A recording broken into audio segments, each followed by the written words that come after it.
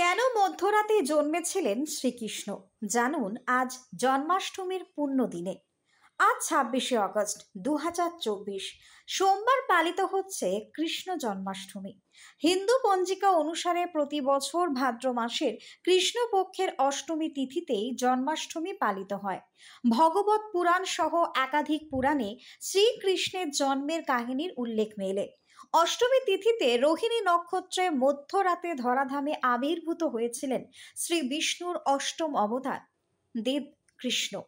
কিন্তু পৃথিবীতে আবির্ভূত হওয়ার সময় হিসেবে কেন মধ্যরাতকে বেছে নিয়েছিলেন তিনি, জানুন তার আসল কারণ। বুধবার রোহিণী নক্ষত্রে জন্ম। দাপর যুগের কৃষ্ণ যেদিন জন্মেছিলেন সেদিন ছিল বুধবার এবং রোহিণী নক্ষত্র। ভাদ্র কৃষ্ণ অষ্টমীর মধ্যরাতে কৃষ্ণের জন্ম হয়, তাই তিনি হলেন চন্দ্রবংশী। বুধকে মনে করা হয় চন্দ্রের ছেলে, সেই কারণে বুধবার দিনটি জন্মের জন্য বেছে নিয়েছিলেন তিনি। কেন এই দিনটি বেছে নেন শ্রীকৃষ্ণ? ভগবত পুরাণ অনুসারে রোহিণী নক্ষত্রে জন্ম শ্রীকৃষ্ণের।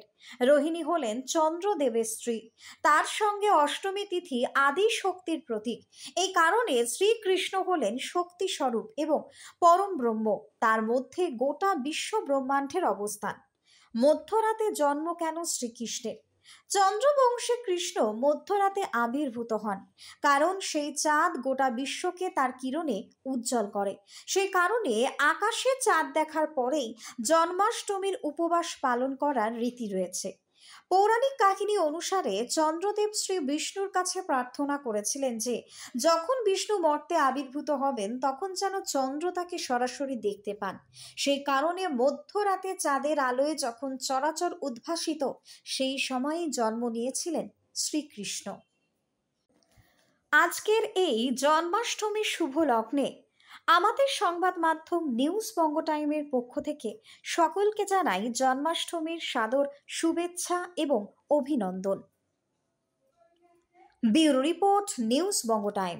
পলিক্লিনিক ও ডায়াগনস্টিক সেন্টার, এক ছাদের তলায় বিশিষ্ট চিকিৎসকদের চিকিৎসা পরিষেবা পেতে আজই আসুন আস্থা পলিক্লিনিক ও ডায়াগনস্টিক সেন্টারে। আমাদের ঠিকানা নোনা চন্দনপুকুর, চ্যাটার্জিপাড়া।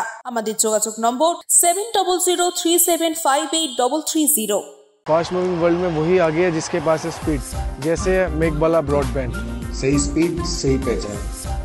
सो अगर कांस्टेंट फास्ट स्पीड चाहिए तो ले आइए Meghbala broadband. New Shatarupa one stop solution for your smart choice. এখানে সকল প্রকার ব্র্যান্ডেড কোম্পানির TV, fridge, mobile, computer, laptop, sound system এবং মোবাইল ও কম্পিউটার অ্যাক্সেসরিজ সঠিক মূল্যে বিক্রয় করা হয়। প্রতিটি কেনাকাটায় আকর্ষণীয় ছাড় এবং নিশ্চিত উপহার। ঠিকানা ইন্দ্রনগর, সোদপুর, কলকাতা ১১০ এবং Muragachha, Sodepur, Kolkata ১১১। Animesh Suzuki, BT road, Agarpara. Motorcycle মানে সুজুকি। মোটরসাইকেল সেল এবং সার্ভিস করানো হয় অত্যাধুনিক যন্ত্রের মাধ্যমে। এখানে অত্যাধুনিক মডেলের বিভিন্ন গাড়ি পাওয়া যায়। পাবেন Suzuki Hayabusa, Suzuki Gixxer, Suzuki Bergman, Suzuki access 125 এবং সাথে সার্ভিস সেন্টারের সমস্ত সুবিধা। আমাদের শাখা আগরপাড়া, ব্যারাকপুর ভিআইপি তে। সকলকে সাদর আমন্ত্রণ। ওম সাই ব্যাংকুয়েট অ্যান্ড গেস্ট হাউস। আপনার পরিবারের যে কোনো সামাজিক অনুষ্ঠানের জন্য আসুন ওম সাই ব্যাংকুয়েট অ্যান্ড গেস্ট হাউসে। এই অঞ্চলের সবচেয়ে বড় সেরা ব্যাংকুয়েট। সিজন টাইমের ভিড় এড়াতে এখনই বুকিং করুন। আমাদের ঠিকানা ডাক্তার গোপাল চ্যাটার্জি রোড, সোদপুর, গির্জা। আমাদের যোগাযোগ নম্বর 90517142